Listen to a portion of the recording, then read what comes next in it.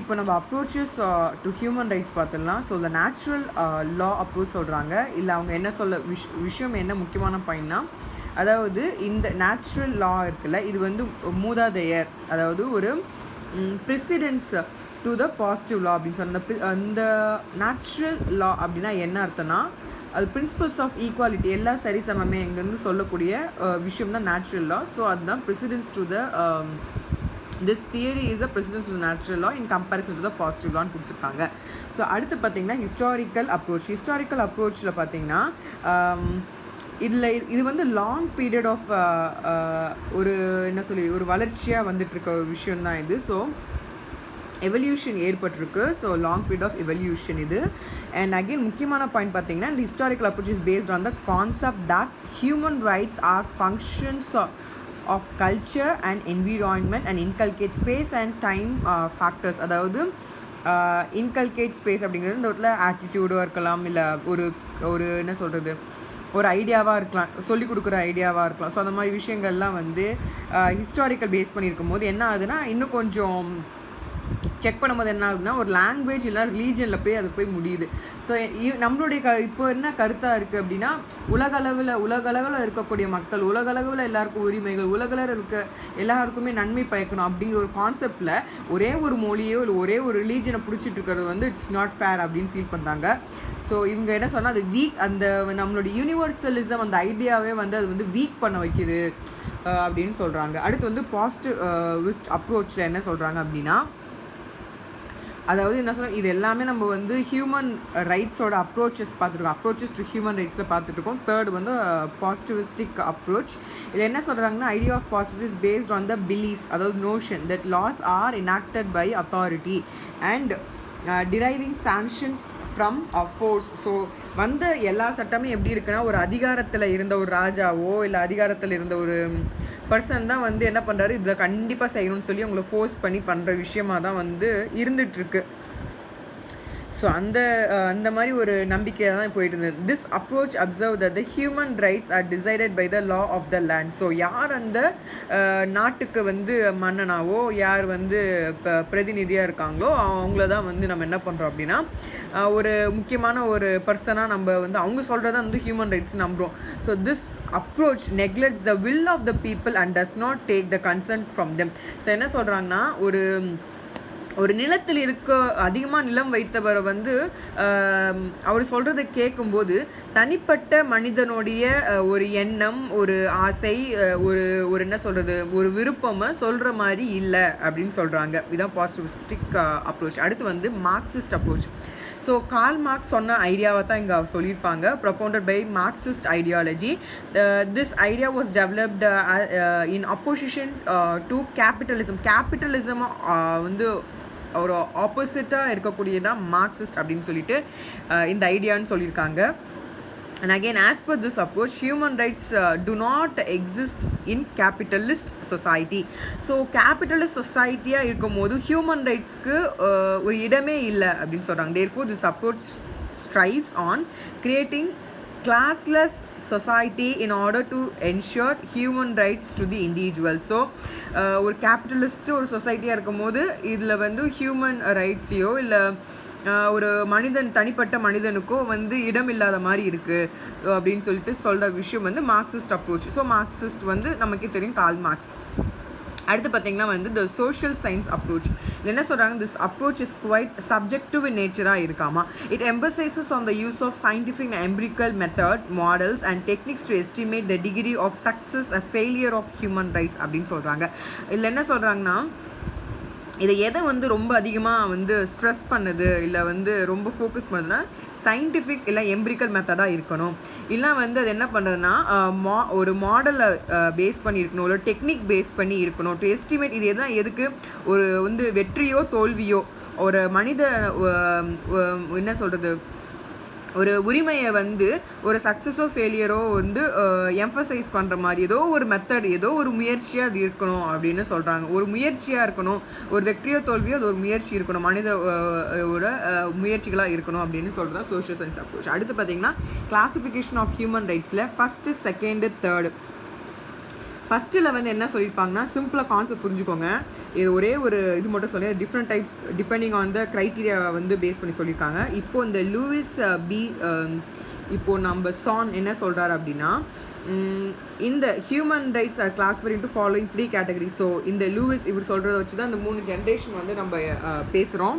So first ஜென்ரேஷனில் என்ன சொல்கிறாங்க அப்படின்னா, since the time of Greek city state and established in the form of the Magna Carta, இந்த first generation எல்லாமே எதை பேஸ் பண்ணியிருக்கோம், மேக்னா காட்டாவோட பேஸ் பண்ணியிருக்கோம். And international convenient on civil and political rights contain number of first generation of human rights அப்படின்னு சொல்கிறாங்க. So சிம்பிளாக நான் வச்சுக்கோங்க, மேக்னா காட்டா ஃபஸ்ட் ஜென்ரேஷனு. ஸோ இதில் வந்து லூவிஸ் என்ன சொல்லியிருக்காருன்னா, the consensus on all provisions of the covenant on civil and political rights is so widespread that they can be considered as a part of the law of mankind, a just cogence for all. So இதுதான் வந்து first ஜென்ரேஷனா மேக்னா கார்ட்டா ஞாபகம் வச்சுக்கோங்க. Second ஜென்ரேஷனா இதை ஞாபகம் வச்சுக்கோங்க, revolution of American, French and Russian revolution ஞாபகம் வச்சுக்கோங்க. ஸோ இதில் யூஎன் ஞாபகம் வச்சுக்கிட்டிங்கன்னா உங்களுக்கு ஒரு பாயிண்ட் ஞாபகம் இருக்கும். ஸோ இதில் பார்த்தீங்கன்னா the economic, social, cultural rights are considered as the second generation of the human rights. So in this context, the International Covenant on Economic, Social, Cultural rights were adopted by the General Assembly. The American, French, Russian Revolution are considered as source of origin of the second generation of human rights சொல்கிறாங்க. So first வந்து Magna Carta, second வந்து நம்ம எதை base பண்ணியிருக்குன்னா American, French and Russian revolution. Third generation எதை base பண்ணினா collective rights. Collective rights எதை சொல்கிறது, ட்ரேட் யூனியனாக இருக்கட்டும், இல்லை ஒரு ரிலீஜியஸ் கம்யூனிட்டியாக இருக்கட்டும், இல்லை ஒரு ரேசியல் குரூப்பாக இருக்கட்டும். ஸோ இதெல்லாம் என்ன சொல்கிறாங்கன்னா, ஒரு இண்டிவிஜுவல் மட்டும் இல்லை, மேக்ஸிமம் என்ன சொன்னோம், ஒருத்தவங்க மட்டும் எதுவும் பண்ண முடியாது. ஒரு குரூப்பாக இருக்கும் போது மட்டும்தான் ஒரு விஷயத்தை வந்து நம்ம யுனைட்டடாக செய்ய முடியுங்கிற விஷயத்தை வந்து இந்த தேர்ட் ஜென்ரேஷனில் வந்து இம்ப்ளிமெண்ட் பண்ணியிருப்பாங்க. அக்கார்டிங் டு த வந்து கேரல் வசாக் என்ன சொல்லியிருக்காருன்னா, the third generation of human right infuse the human dimension into areas where it has all too often being missing, having been left to state or the states. என்ன சொன்னால், விட்டு போன விஷயத்தெல்லாம் வந்து சொல்கிறது தான் தேர்ட் ஜென்ரேஷன் சொல்லியிருப்பாங்க. இதுதான் சிம்பிள் டேர்ம். அடுத்து பார்த்தீங்கன்னா we have universalism of human rights. யூனிவர்சலிசம்னா என்னங்க, காமன் டு ஆல், உலகத்தில் இருக்கவங்க எல்லாத்துக்குமே அப்ளிகபிள் ஆகக்கூடிய விஷயம் தான் வந்து யூனிவர்சலிசம் ஆஃப் ஹியூமன் ரைட்ஸ் சொல்லியிருக்காங்க. அண்ட் இது வந்து ஒரு இர்ரெஸ்பெக்டிவ் ஆஃப் த ஒரு மதமோ மொழியோ ஒரு என்ன சொல்கிறவங்க யூஸ் பண்ணுற கல்ச்சரோ எத்னிசிட்டியோ ரிலீஜன் இதெல்லாம் அப்பாற்பட்டு காமன் டு ஆல் ஹியூமன் பீங்ஸாக இருக்கவங்க எல்லாத்துக்கும் வந்து இந்த ஹியூமன் ரைட்ஸுங்கிற விஷயம் வந்து காமன் அப்படின்னு சொல்கிறாங்க. Over the years there has been a continuous debate between universalism and cultural relativism of human rights. இது என்ன சொல்கிறாங்கன்னா, ஒரு டிபேட்டு நடக்குதாமா யூனிவர்சலிசமுக்கும் கல்ச்சுரல் ரிலேட்டிவிசமுக்கும் வந்து இல்லை இதுதான் பெருசு அதுதான் பெருசு அப்படின்னு சொல்லி பல வருஷமாக வந்து ஒரு பிரச்சனை போய்கிட்டு இருக்குன்னு சொல்கிறாங்க. And according to the UDHR 1948 all human beings are born free and equal in dignity and rights. So UDHR போட்டு டபக்குன்னு போட்டு சொல்கிறாங்க. என்ன சொல்கிறாங்க அப்படின்னா, எல்லா மனுஷங்களும் ஃப்ரீ தான், எல்லா மனுஷங்களும் ஈக்குவல் டிக்னிட்டி, அவங்களுக்கான என்ன சொல்கிறது கண்ணியம் அதெல்லாம் சொல்லுவாங்கள்ல. ஸோ அந்த மாதிரி விஷயங்கள் வந்து எல்லாத்துக்கும் பொதுவானது. அதே மாதிரி இது அவங்களுக்கு எல்லா உரிமையும் உங்களுக்கு இருக்குது அப்படின்னு சொல்லி UDHR சொல்லி ஒரே வார்த்தையில் முடிச்சுட்டாங்க. இப்போ இந்த biggest testimony of universalism of human rights is that almost all human right treaties have meanwhile been ratified by the majority of the. இப்போ என்ன சொல்கிறாங்கன்னா, மெஜாரிட்டி ஆஃப் த ஸ்டேட்ஸ் என்ன சொல்கிறாங்க அப்படின்னா, நாங்கள் இந்த ஹியூமன் ரைட்ஸ் ட்ரீட்டிஸை நாங்கள் வந்து முன்னே வந்து நாங்கள் பண்ணுறோம், இது கண்டிப்பாக நாங்கள் எங்கள் ஊர்லேயும் நாங்கள் வந்து அமல்படுத்துகிறோம், இது ரொம்ப நல்லா இதாக இருக்குது, எல்லாருமே இதனால வந்து சந்தோஷமாக இருப்பாங்க அப்படிங்கிற ஒரு எண்ணத்தில் எல்லாருமே எடுக்கிறாங்க. அப்படி எடுக்கக்கூடிய விஷயம் தான் வந்து ஒவ்வொன்றா பார்க்கலாம். ஃபஸ்ட்டு வந்து ரைட் டு ஈக்குவாலிட்டி, எல்லாமே சமம் தான், எல்லாரும் ஈக்குவல் தான், எனக்கு நிகர் வந்து இப்போது எனக்கு வந்து ஈடு வந்து நான் தான் அப்படிங்கிற ஒரு கான்செப்ட் மாதிரி தான் இதுவும் கிட்டத்தட்ட. ஸோ வந்து இப்போது வந்து இப்போ ஒரு ஆணாக இருக்கட்டும் பெண்ணாக இருக்கட்டும் எல்லாருமே என்ன சொல்ல சரி சமமே அப்படிங்கிற ஒரு விஷயம் கான்செப்ட் வருது. So irrespective of the caste, colour, sex, place of birth, ethnicity etcetera every one is entitled to have the right to equality. So நீங்கள் என்ன மாதிரி கலரில் இருக்கலாம், என்ன மதம் இல்லை ஒரு பாலினமாக இருக்கலாம், இல்லை எந்த ஊர்லேயும் பிறந்திருக்கலாம், எந்த ஊரில் பிறந்திருக்கலாம், இல்லை எத்னிசிட்டி ஃபாலோ பண்ணியிருக்கலாம். ஸோ எல்லாரும் சமமே அப்படிங்கிறாங்க. அண்ட் செகண்டில் வந்து freedom from discrimination. All human beings have inherent right of freedom from discrimination in any circumstances. Human being should not be discriminated. என்ன சொல்கிறாங்கன்னா, எந்த ஒரு சமயத்துலையுமே வந்து யாரையுமே வந்து நம்ம வந்து என்ன பண்ண டிஸ்கிரிமினேட் பண்ணி ஒரு தாழ்த்த மனத்தோட வந்து யாரையுமே எல்லாருமே வந்து எல்லாருக்கும் ஃபீலிங்ஸ் இருக்குது, எல்லாருக்குமே ஹர்ட் ஆவாங்க. ஸோ இந்த விஷயத்த பேசிக் கான்செப்ட் நம்ம எல்லார் மனசுலேயும் இருக்கணும். ஸோ யாரையும் வந்து என்ன சொல்கிறது தட்டி பறித்து எதுவுமே செய்ய போகிறது கிடையாது, சாதிக்க போகிறதும் கிடையாது. கடைசி நாளே எல்லாரும் வந்து we are going to die anyway. So இருக்கிற வரைக்கும் வி ஷுட் சந்தோஷமாக இருக்கணும். ஒரு என்ன சொல்கிறது ஒரு விடுதலை பெற்ற ஒரு சந்தோஷத்தை வந்து நமக்கு இருக்கணும் அப்படின்னு தான் அவங்க விஷயம் சொல்கிறாங்க. அண்ட் தேர்டு வந்து right to life, liberty and personal செக்யூரிட்டியில் என்ன சொல்கிறாங்க அப்படின்னா எல்லாருக்குமே வந்து வாழ்வதற்கும் லிபர்ட்டியோட நிம்மதியாக எங்கே வேணால் போகிறதுக்கோ வரதுக்கோ, அதே மாதிரி பர்சனல் செக்யூரிட்டி அவங்களுடைய பர்சனலாக நினைக்கிறாங்க. ஒருத்தவங்களுக்கு ஒரு இன்ஃபர்மேஷன் சொல்ல பிடிக்கலாம், அது அவங்ககிட்ட போய் துருவி கேட்குறதுக்கு இந்த பக்கத்து வீட்டிலலாம் கேட்பாங்க பார்த்தீங்களா. ஸோ இந்த மாதிரி விஷயங்கள்லாம் வந்து என்னதான் இருந்தால் லிமிட்டாக ரொம்ப வந்து அவங்களுக்கு கேட்க பிடிக்கலன்னா we should avoid them.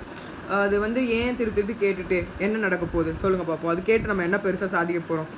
So இந்த மாதிரி விஷயங்கள்லாம் என்ன சொல்கிறாங்கன்னா ஒரு பர்சனல் செக்யூரிட்டியாக இருக்கக்கூடிய விஷயமா இருக்கட்டும், ஒரு லைஃபாக இருக்கட்டும், லிபர்ட்டி எல்லாத்துக்கும் அவங்களுக்கான உரிமை இருக்குன்னு இதில் சொல்லியிருக்காங்க. ஸோ அதுதான் individuals to live a dignified லைஃப்னு சொல்கிறாங்க. ஒரு கண்ணியமான வாழ்க்கை வாழ்வதற்கு எல்லாத்துக்குமே வந்து உரிமை இருக்குன்னு சொல்கிறாங்க. இதான் ஃபண்டமெண்டல்னு சொல்கிறாங்க. At the right to fair public ஹியரிங்கில் என்ன சொல்கிறாங்க அப்படின்னா right is basic to ensure justice and establish rule of law worldwide. So என்ன ரூல் ஆஃப் லா வந்து நம்ம டாபிக் பார்க்கலாம். இது என்ன சொல்கிறாங்கன்னா எல்லாத்துக்கும் வந்து ஒரு நியாயம் இருக்கணும் இல்லையா. So right is basic to ensure justice.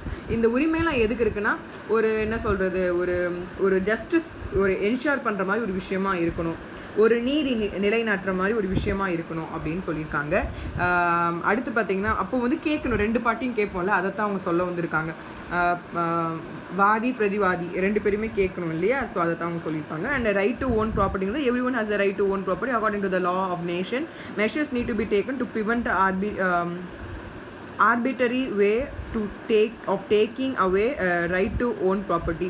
So அந்த காலத்துலலாம் ஒரு சில பேர் மட்டும்தான் வந்து இடங்கள் வச்சுருந்தாங்க. அதாவது நிலப்பரப்பை வந்து ஆக்கிரமிப்பு இல்லைனா வந்து நிலப்பரப்பை வந்து ஒரு பெரிய நிலப்பரப்பு வச்சுருக்கவங்கள ராஜாவோ இல்லை ஒரு மந்திரியோ இந்த மாதிரியே தான் இருந்துகிட்டே இருந்தாங்க. ஸோ அந்த மாதிரி இல்லாமல் எல்லாத்துக்கும் வந்து சம உரிமை நிலங்கள் வந்து கொடுப்பதை பற்றி பேசுகிறாங்க. அடுத்து பார்த்திங்கன்னா right to social security. To live a dignified life every individual possesses a right to social security. இந்த சிச்சுவேஷன் இந்த எக்ஸிகென்சி அதாவது social security plays a significant role அப்படின்னு சொல்லியிருக்காங்க. ஸோ இந்த சோஷியல் செக்யூரிட்டிங்கிறது வந்து டிக்னிஃபைடு வாழ்க்கை, ஒரு கண்ணியமான ஒரு வாழ்க்கை வாழ்வதற்கும் ஒரு இண்டிவிஜுவலுக்கு வந்து தேவையான சோஷியல் செக்யூரிட்டியும் இருக்கிற ஒரு விஷயத்தை தான் வந்து இந்த இடத்துல வந்து அவங்க சொல்லியிருக்காங்க, எம்பசைஸ் பண்ணியிருக்காங்க. அடுத்து பார்த்தீங்கன்னா we have right to education. எல்லா குழந்தைங்களுக்கும் எஜுகேஷன் வேணும், அந்த விஷயத்தை பற்றி சொல்லியிருக்காங்க. And all childrens of the world have inalienable right to education. அடுத்து பார்த்தீங்கன்னா freedom of belief and religion. The freedom of belief and religion are the personal rights of the person. They are என்ன சொல்கிறாங்கன்னா intricately linked with their faith. Everyone is entitled with rights to promote and preserve their cultural beliefs. இப்போ for example அப்பா அம்மா வந்து ஒருத்தங்க கிறிஸ்டியனாக இருக்காங்க, இன்னொருத்தங்க வந்து முஸ்லீமாக இருக்காங்க. அவங்க குழந்தை வந்து நான் ஹிந்துவிசம் ஃபாலோ பண்ணுறேன் அப்படின்னு சொல்லுது, இல்லை நான் ஜூவிசம் ஃபாலோ பண்ணுறேன், இல்லை புத்திசமாக மாறப்போறேன்னா அது அவனுடைய விருப்பம். ஹீ கேன் அது எதை வேணால் நம்பலாம், எதை வேணால். ஒரு ஜெயினிசமாக இருக்கிறது தான் எனக்கு பிடிச்சிருக்கு, எனக்கு ஒரு மாங்காக்க பிடிச்சிருக்குன்னா அது அவங்களுடைய விருப்பம், தனிப்பட்ட ஒரு இண்டிவிஜுவலோட விருப்பம். ஸோ அதை தான் அவங்க சொல்லியிருக்காங்க. அண்ட் ரைட் டு அசலம் அப்படிங்கிறது வந்து என்னன்னா according to the international law என்ன சொல்றாங்கன்னா everyone has the inherent right to asylum. It is the responsibility of every nation to accept the plea of asylum and save them from prosecution அப்படின்னு சொல்லியிருக்காங்க. So சர்வதேச அளவில் வந்து தஞ்சம் அடைந்து ஒரு இடத்துக்கு போகிறாங்கன்னா அது அவங்கவுங்க போய் தங்குறது அவங்களுக்கு எங்கே வந்து வசதியாக இருக்கும் அவங்க தங்கிக்கலாம் அப்படி பற்றி சொல்லியிருக்காங்க. அண்ட் அதுக்கு பாதுகாப்பு கொடுக்கறதும் வந்து ஒரு என்ன சொல்கிறது ஒரு நாட்டின் இல்லைனா ஒரு நேஷனோட ரெஸ்பான்சிபிலிட்டி அப்படின்னு சொல்கிறாங்க. அடுத்து பார்த்திங்கன்னா வந்து தேவையில்லாத கஷ்டங்கள் இல்லாமல் இருக்கிறதுக்காக ஒரு நேஷனே அது வந்து ரெஸ்பான்சிபிலிட்டி எடுத்துக்கணும்னு சொல்கிறாங்க. And right of peaceful assembly and அசோசியேஷனில் என்ன சொல்கிறாங்க, this political right is important to ensure civil liabilities of people. Peaceful assembly and associations are prerequisite to take collective action சொல்லியிருக்காங்க. ஸோ எல்லாரும் நிம்மதியாக இருக்கணும், அதுதான் முக்கியம். ஸோ ஒரு அசம்பிளியாக ஃபார்ம் பண்ணுறீங்க, இல்லை ஒரு அசோசியேஷனாக ஃபார்ம் பண்ணுறீங்க அப்படின்னா அது என்ன கடைசியாக என்ன இருக்கணும் அப்படின்னா வந்து எல்லாரும் ஒரு எல்லாருமே நிம்மதியாக இருக்கிறது, அட் லாஸ்ட் ஃபைனலாக எல்லோரும் நிம்மதியாக மன நிம்மதியாக இருக்கணும், அவ்வளோதான். ஸோ அதுக்காக தான் வந்து இந்த மாதிரி அசோசியேட் பண்ணலாம். பட் அது வந்து ரொம்ப என்ன சொல்கிறது, அந்த லிபர்ட்டிஸையோ இல்லை வந்து யாரோடையோ வந்து புண்படுத்துகிற மாதிரி அமைஞ்சிடக்கூடாதுன்றதுக்காக தான் இந்த right to peaceful assembly and association வச்சுருக்காங்க. So cultural relativism of human rights பற்றி பார்க்கலாம்.